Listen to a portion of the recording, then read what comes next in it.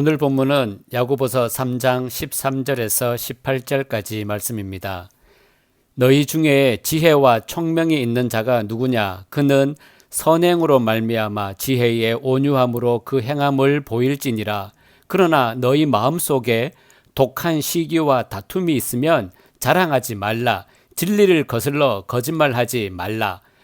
이러한 지혜는 위로부터 내려온 것이 아니요 땅 위의 것이요 정력의 것이요 귀신의 것이니 시기와 다툼이 있는 곳에는 혼란과 모든 악한 일이 있음이라. 오직 위로부터 난 지혜는 첫째 성결하고 다음에 화평하고 관용하고 양순하며 긍휼과 선한 열매가 가득하고 편견과 거짓이 없나니 화평하게 하는 자들은 화평으로 심어 의의 열매를 거두느니라. 아멘. 하나님의 말씀입니다. 사람의 몸에 붙어있는 지체면서도 사람의 의지와는 무관하게 움직이는 것이 혀입니다. 왜냐하면 말이라는 것은 인간의 악한 본성과 연결되어 있기 때문입니다. 그래서 사람을 구별하고 차별하는 말을 했다면 그것은 혀가 악해서가 아니라 인간의 본성이 악해서 그러한 말을 쏟아내게 되는 것입니다. 그러면 혀를 길들일 수도 없고 말을 조심한다고 되는 것도 아니라면 해결책은 무엇입니까? 이것을 본문에서 말하고 있습니다. 13절을 보면 너희 중에 지혜와 총명이 있는 자가 누구냐? 그는 선행으로 말미암아 지혜의 온유함으로 그 행함을 보일지니라 라고 말합니다.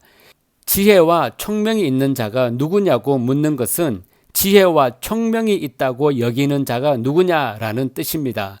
누구라도 자신이 지혜와 총명이 있다고 여긴다면 지혜의 온유함으로 그 행함을 보여보라는 것입니다. 지혜의 온유함으로 지혜가 곧 온유로 나타난다는 뜻입니다. 지혜는 예수님을 아는 것입니다. 그리고 누구든 예수님을 안다면 예수님을 알므로 인해 필히 나타나는 모습이 있습니다. 예수께서 마태복음 11장 29절에서 나는 마음이 온유하고 겸손하니 내게 배우라 라고 말씀하신 것처럼 예수를 아는 지혜가 있다면 우리의 모습에서 예수의 온유함이 흘러나와야 한다는 것입니다. 신자가 예수님 앞에 서면 자신의 완악함을 절감하게 됩니다. 이것은 예수님을 아는 자에게서는 보편적으로 나오는 모습입니다. 그러므로 누구든 이러한 모습이 없이는 예수님을 안다고 할 수가 없습니다.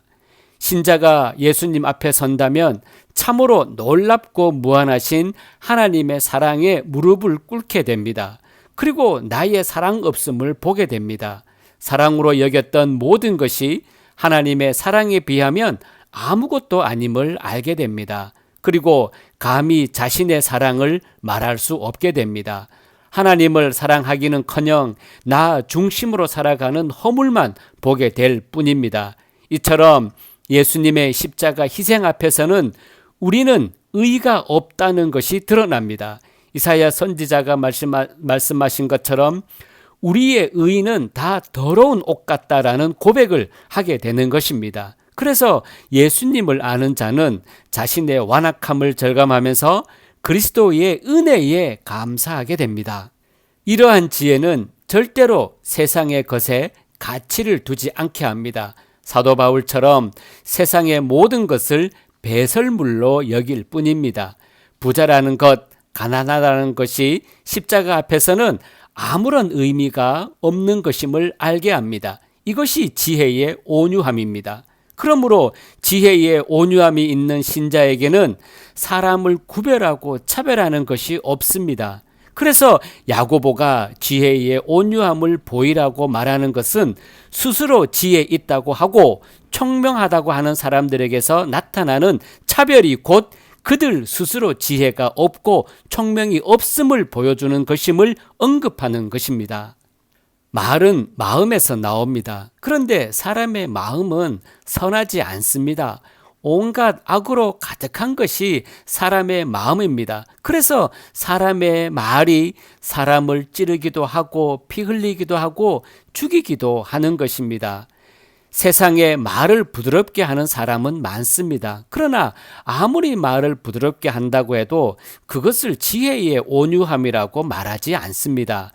말이 온유해야 하는 문제가 아니라 마음의 온유가 있어야 하는 것입니다. 그런데 우리에게 이것이 없습니다. 그래서 항상 나오는 것은 시기와 질투, 미움과 같은 악하고 더러운 것뿐입니다. 14절에서 16절 말씀입니다. 그러나 너희 마음속에 독한 시기와 다툼이 있으면 자랑하지 말라. 진리를 거슬러 거짓말하지 말라. 이러한 지혜는 위로부터 내려온 것이 아니요 땅 위의 것이요 정욕의 것이요 귀신의 것이니 시기와 다툼이 있는 곳에는 혼란과 모든 악한 일이 있다라고 말씀합니다. 마음에 독한 시기와 다툼이 없는 사람이 있겠습니까? 그래서 야고보는 아무것도 자랑하지 말라는 것입니다. 지혜 있다고 자랑하지 말고 믿음이 있다고 자랑하지도 말라는 것입니다. 왜냐하면 시기와 다툼은 위로부터 내려온 것이 아니고 세상적이고 정욕적이고 마귀적이기 때문입니다.